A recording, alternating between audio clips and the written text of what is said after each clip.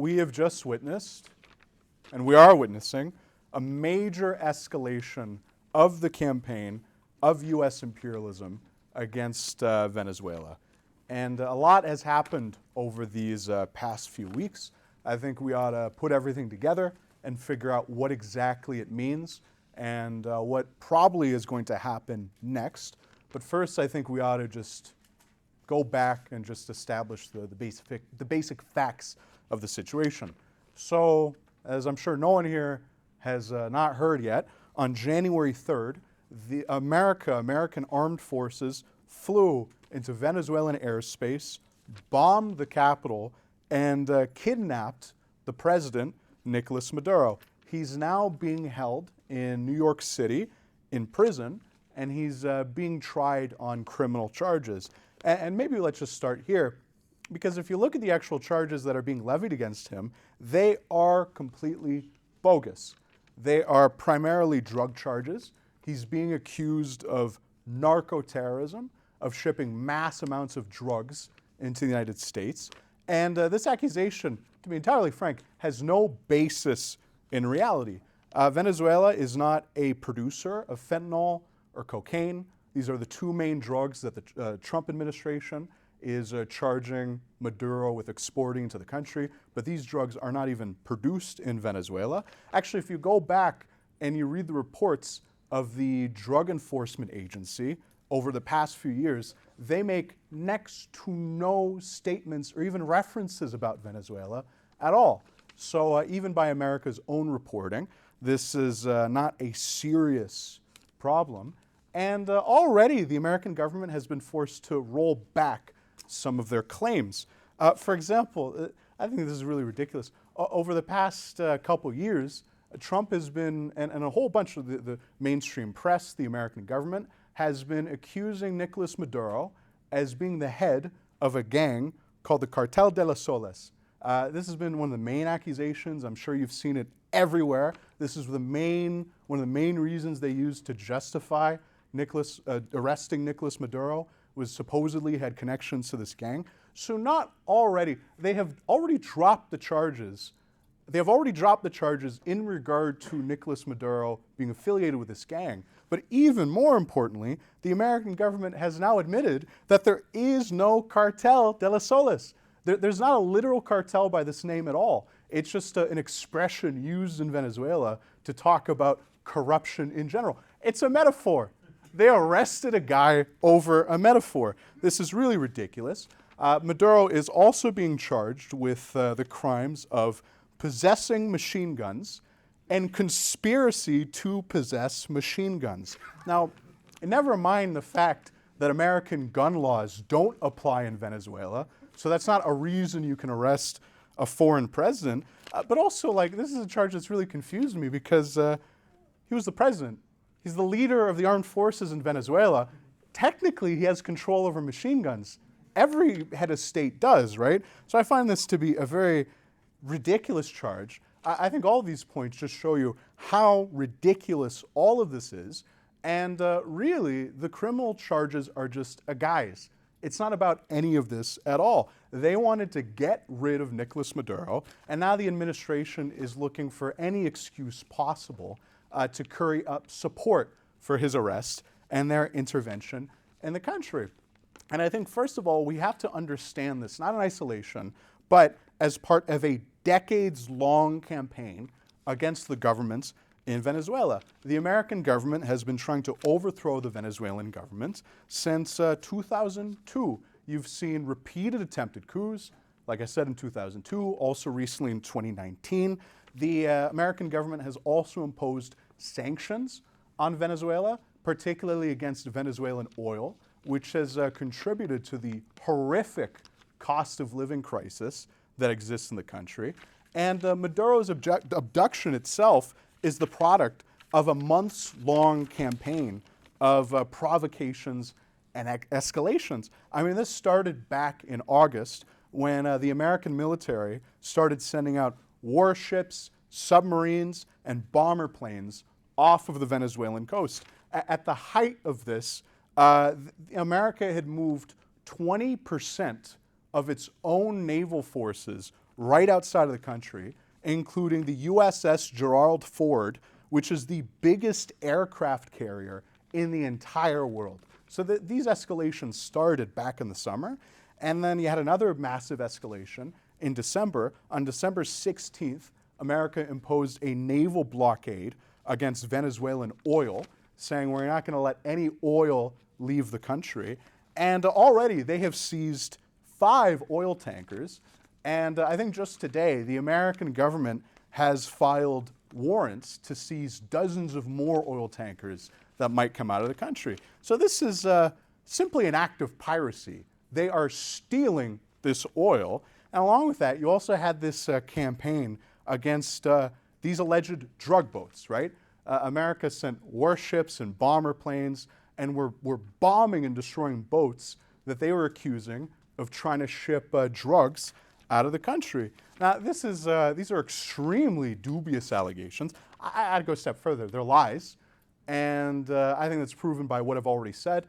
Venezuela is not any kind of major trafficker of drugs in Latin America.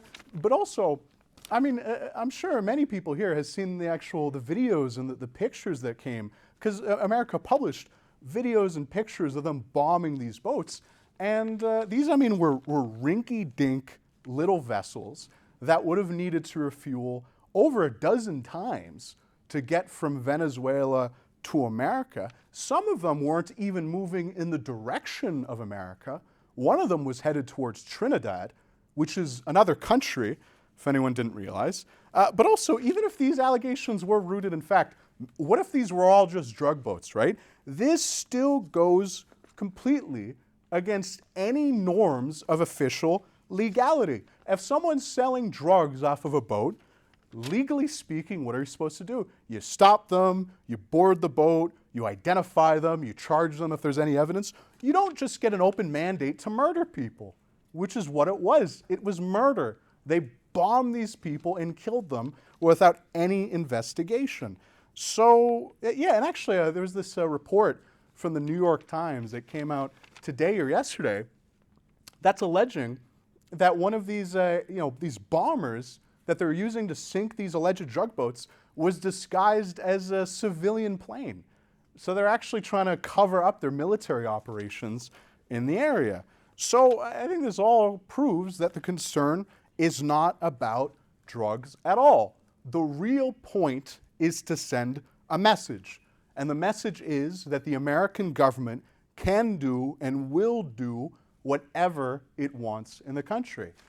And I'm starting on this point, and I really want to underline it, because if you don't know a whole lot about the situation, and if you're just seeing what's in the mainstream capitalist media, then I think a lot of people would get the impression that the capture of Maduro is in fact something to celebrate. You know, it's being presented as the end of a dictatorship. The potential now exists for democracy and freedom in Venezuela. And there's been article after article about the alleged human rights abuses of the Venezuelan government. But this has absolutely nothing to do with the question of democracy, and this is going to have dire consequences for the Venezuelan people. And you don't have to do any sort of digging to find this out. If you actually look at what the American government is saying, they're not hiding their motivations at all. I mean, first of all, no one in the American government has made any reference to democracy.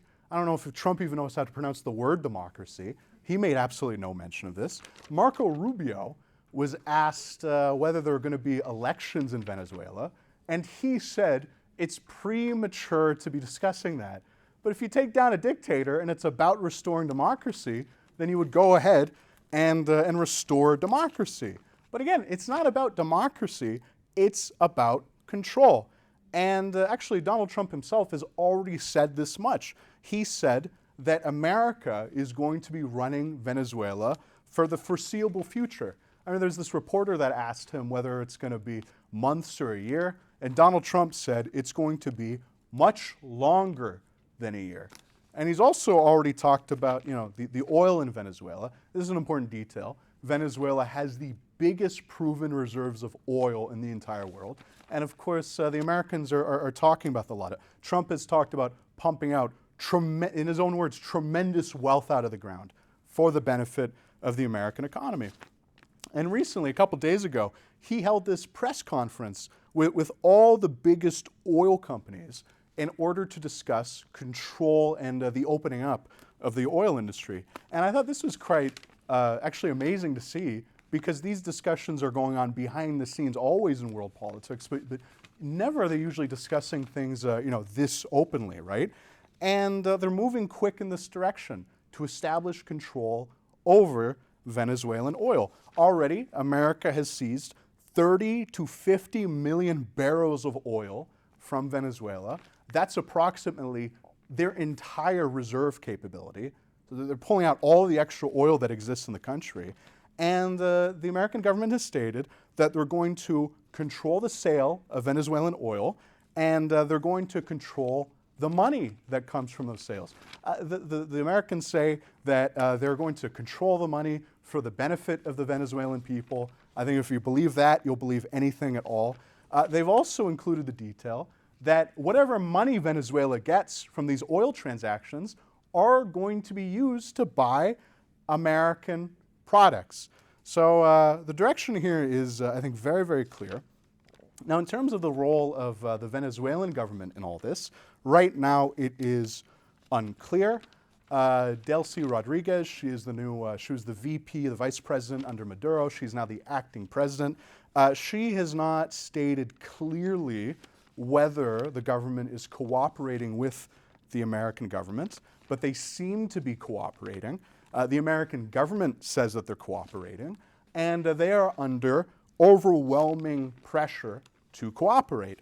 Because, first of all, America has maintained this naval blockade that they imposed in December, meaning that they've already assumed control of all oil shipments coming through the sea by force, and they're threatening this new president, Delcy Rodriguez. Trump said that Maduro is a warning, and if Delcy Rodriguez steps out of line and does something that his government doesn't like, then they'll do the same to her. In fact, Trump's exact words is that it's going to be much worse for Delcy Rodriguez if she doesn't comply. And this is certainly no empty threat, considering what they did just earlier this month. So this is no democracy. This is a move to gain unilateral control over Venezuelan politics and the oil in Venezuela. And we should state clearly that if America gets its way, Venezuela will be reduced to a colony of American imperialism. So I think this is where we ought to start. We must oppose all American intervention in Venezuela.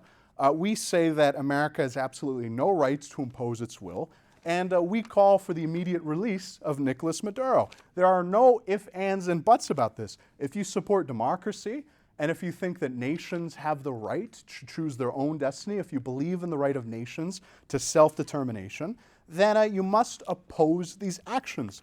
And I'll say that that position has absolutely nothing to do with whether or not you support Maduro. This is an accusation I've been seeing all over online, where somebody says this is American imperialism, this is an imperialist adventure, and someone says, oh, so that means you support Maduro. It doesn't mean that at all. It means that you oppose one country violating the rights and the sovereignty of another nation. And I'd say, I don't support Maduro. Not because he's this monster that American imperialism portrays him as, but precisely because he's not a socialist at all. There's actually been privatizations and austerity and attacks on the working class led by the Maduro government. So we don't support Maduro at all, but we need to look at all of the facts, and you need to look at the situation in its totality. And I think most importantly, we need to understand the effects that this will have on the ordinary masses of Venezuela and Latin America. As of now, the Venezuelan people have already been deprived of the right to determine their own political affairs and control over their most important resource. And I'll add that the implications of this goes far beyond Venezuela, because right off of the tail of this, the American government has been threatening a whole series of countries in the regions. First of all, there's Cuba. Of course, the Americans have been trying to overthrow the Cuban government since the Cuban Revolution in 1959. Trump said that if the Cuban president doesn't make a deal, then they're going to be next. There's also Colombia, country of Colombia. The United States has cut off all aid going into the country. They have imposed sanctions on the president, Petro, and Trump is openly threatening another military invasion, actually. There was a reporter who said, are you going to intervene militarily like you did in Venezuela? And he said that military action sounds good to him. He's even very flippant about it. And I don't know if anyone's on like Twitter, but Petro and Trump have been getting into this crazy spat where Trump says, we're going to invade you, and then Petro says, the American government is full of pedophiles. So it's been, the situation is escalating very, very quickly. It's open, intense animosity. But then you also have Mexico. And Mexico is even a bit weirder because Mexico is a consistent ally of American imperialism. The current government has said that we want to work with the American government. We don't want to have opposition. Trump is also threatening, though, to invade Mexico. And also, this gets us outside of Latin America. But it's impossible here not to mention the question of Greenland, where Trump says that America is going to take control of Greenland by any means necessary, threatening a military invasion to take over the country. And this would be, of course, Greenland is under the control of Denmark, which is another NATO country. This would be the first time in the history of NATO that one NATO country invaded another NATO country. So this is, insane in a lot of ways. So I think the main question here is, why are they doing this? And what does all of this mean? Well, like I said earlier, oil, in regards to Venezuela, oil is, of course, a very important consideration. However, it does go beyond that, and we don't have to make any guesses about their motivations because they're stating it quite openly. This is about reasserting the control of American imperialism on Latin America. And that's because over the past period you've had what you could call a relative weakening of American imperialism across the world. When you look at the 2000s, America became very used to being just able to do basically whatever it wanted on the world stage. And there wasn't any major country that would oppose any of America's actions. That's not the case today. You have new imperialist rivals, primarily Russia and China, that are beginning to fight back and push back a little bit against American influence. You have this competition over different spheres of influence. And this struggle and competition is actually very pronounced in Latin America. Over the past few decades, America's rivals, in particular China, have made considerable inroads into the Latin American economy. Actually, today, China is the main trading partner of every single country in South America. So the Trump administration is undergoing a conscious strategy of retrenching its position back in the Americas and trying to fight back against these other imperialist competitors. And again, this is everywhere. They've stated this very openly. After Maduro was kidnapped, the State Department on their Twitter account posted this picture of like Trump looking, I guess what they think is badass, and there was text over it that said, "This is our hemisphere." And they've made a lot of talk about this. They've said, the Western Hemisphere is our hemisphere. They also published recently this very interesting document called, the National Security Strategy. And this is a document that the administration put out that just lays out openly and clearly the entire essence of their imperialist program. I will read a fairly lengthy quote from it. It's a bit longer than I usually read in terms of quotes, but I just think it's really revealing. They say, and also you got to read between the lines a little bit, not a lot, but a little bit, and I'll break it down a little bit. They said, "We want to ensure that the Western Hemisphere remains reasonably stable and well governed enough to prevent and discourage mass migration to the United States. We don't want immigrants. We don't want countries to send us immigrants. We want a hemisphere whose governments cooperate with us against narco-terrorists, cartels, and other transnational criminal organizations." Well, we just saw earlier that they're willing to make up criminal organizations to get their way, so this could mean absolutely anything that they want it to mean. And then they also state, we want a hemisphere that remains free of hostile foreign incursion or ownership over key assets, and that supports critical supply chains. And we want to ensure our continued access to key strategic locations. That, I think, is very clear. That speaks for itself. The document also makes this point that after years of neglect, the United States will reassert and enforce the Monroe Doctrine. Now, for anybody who doesn't know, the Monroe Doctrine is basically this idea that's existed in American politics for about a century, that South America, Latin America, all of the Americas is the domain of the United States and U.S. imperialism, and that they have the right to intervene with force and militarily in order to enforce their interests over the region. So they said they're going to kind of revive this approach. It never went away, but they're going to bring back this approach. And I think all of this really begins to reveal what exactly is going on. Going back to Venezuela, Venezuela was one of the main partners of China and Russia in Latin America. Actually, Venezuela, over the past period, has been a very important supplier of oil to China. In 2025, 64% of Venezuelan oil went to China. It's also the main supplier of oil to Cuba, which has now been cut off. And this is a very, very powerful bargaining chip against the Cuban government. And also, Venezuela was developing a military partnership with Russia. So this hasn't been mentioned yet, but I also think this is part of the consideration, is to try to break these severs or sever these ties with Russia.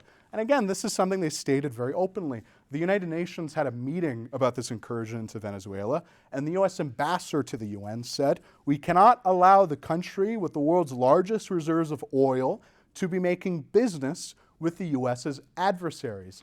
And I would say that if you're still talking about democracy after he says this, you're acting very foolishly.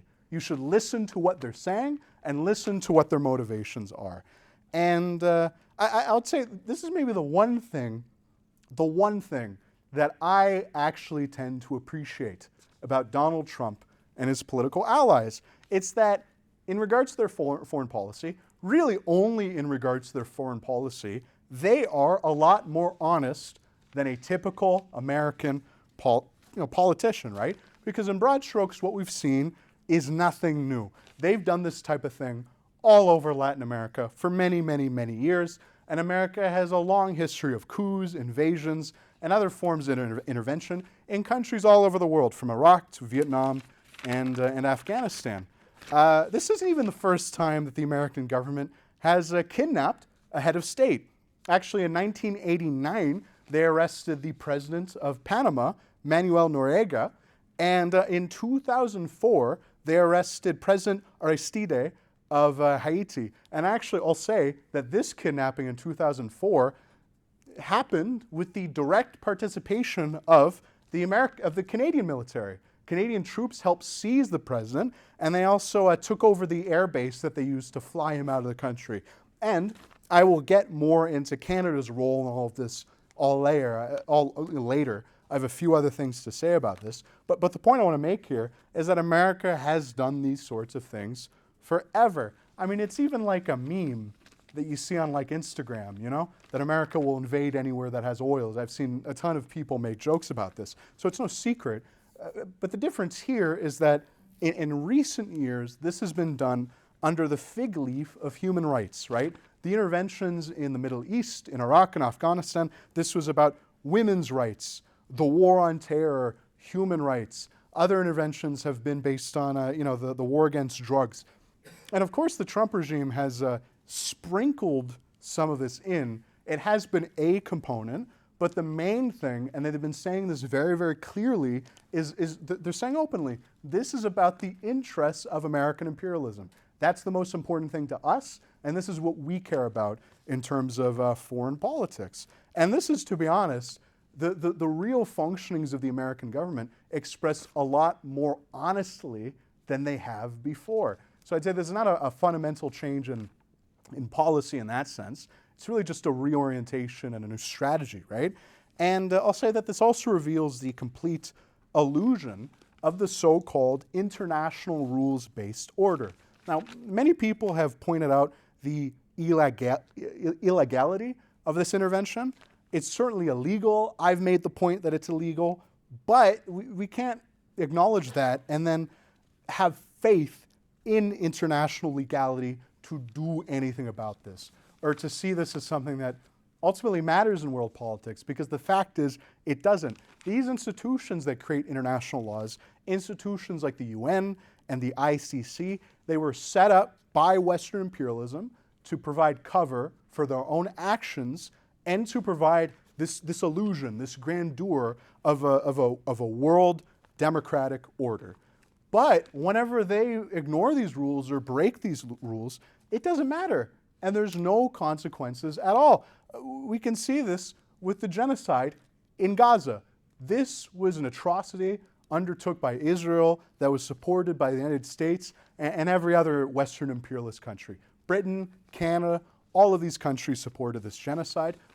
And what did the international legal institutions do about it? Well, the United Nations published a report saying that it was a genocide, or they said it was probably a genocide. They were kind of half-hearted about it. But then they didn't do a single thing about it. The ICC declared that Netanyahu is a war criminal and then did absolutely nothing about it. None of this amounted to anything. It's the same thing with the UN right now. I mean, the UN met to discuss the situation in Venezuela, and I mean, what impact did it have? Does anyone know what they said? Was there a motion? I don't know. I don't care. I don't know. I didn't look into it. I don't care, because it doesn't matter, and whatever they say isn't going to have a real effect on the situation. So I think, and I think this is a very important point, we cannot hold illusions in the international community or the international rules-based order to step in and do something about it, because these things are really just a fig leaf for a world capitalist system that relies on force and exploitation. And I'll make another point. I think it's very important for us as revolutionaries in Canada to understand the role of the Canadian government in this whole affair. And the main thing here is that we cannot have any faith in our governments on this matter. I mean, look at the statement they put out in response to Maduro's abduction. They provided this tacit support for the abduction. I mean, Carney put out this tweet. He took like a week to reply. He was very slow on it to begin with, but he tweeted the following. One of the first actions taken by Canada's new government in March 2025 was to impose additional sanctions on Nicolas Maduro's brutally oppressive and criminal regime. The Canadian government, therefore, welcomes the opportunity for freedom, democracy, peace, and prosperity for the Venezuelan people. So this guy gets kidnapped, and the first sentence of your tweet is, he was a bad guy. You're supporting the people who did the kidnapping. That's very, very clear. And then they present this idea that this could be some kind of way forward to democracy. And then they make this point, and I think this is slanderous that they could say this. In keeping with our long-standing commitment to uphold the rule of law, sovereignty, and human rights, Canada calls on all parties to respect international law.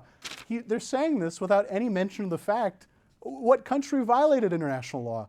Was it the Venezuelans? It's the Americans, but they didn't say that at all. So really, despite their flowery language and their general appeals to being nice about the whole thing, they have supported this. And I'd say, yeah, I mean, this is complete hypocrisy from Mark Carney, the guy who won the last election by promising that he was going to fight back against Donald Trump. So this is, of course, a major concession. I'd say it makes sense because Canada can't speak out against American imperialism because Canadian capitalism is completely reliant on American capitalism. So they'll go along with mostly anything. We've seen this all the time historically. That's especially true now because Mark Carney doesn't want to piss off Donald Trump during trade negotiations. So he's going to say anything that's going to keep Trump happy to try to make sure Canada doesn't get too screwed. But also just say that even if they did condemn this, any statement of condemnation would be completely hypocritical because Canada itself is an imperialist country that has supported a number of actions just like this all over the world. For example, in Venezuela, there was an attempted coup in 2018, 2019. You had this guy, the president of the National Assembly, Juan Guaido, who declared himself president, and he decided he was going to be president. And then all of the Western imperialist powers, America, Canada, they recognized Juan Guaido as the president, and they supported an attempted military coup. He tried to take over the country with arms. And it took years, even after he failed to take power, years for them to stop recognizing him as president. They only quit recognizing him in 2023, which was 4 years after he failed to become president. Canada, the Canadian government, also supported a coup against the democratically elected president of Peru.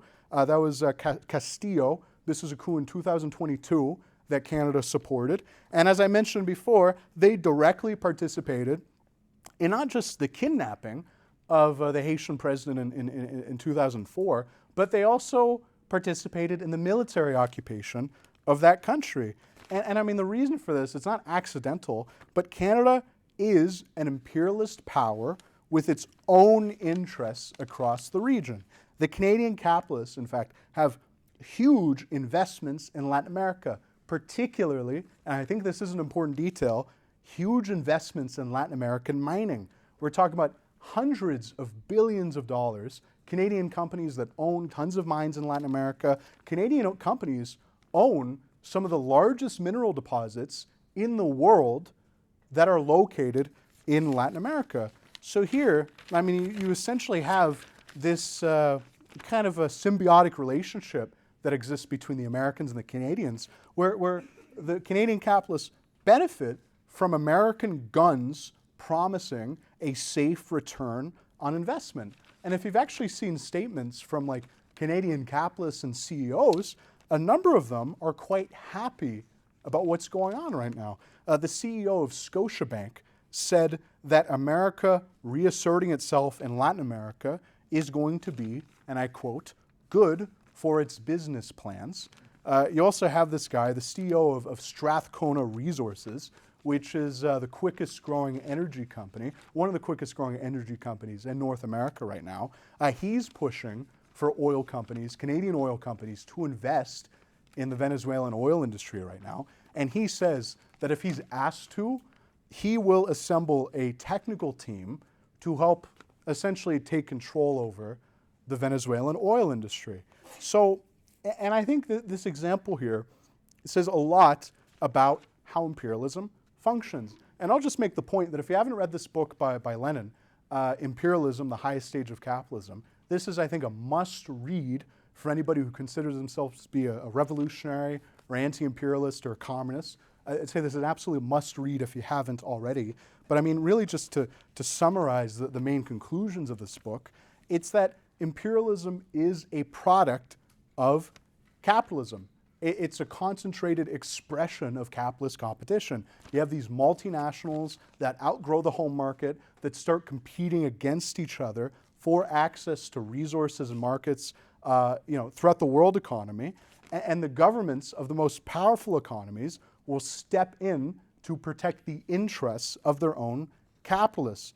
And when necessary, the big economies, the imperialist powers, the ones powerful enough to impose their will, when necessary, these countries will stage wars, invasions, and coups in order to get their own way.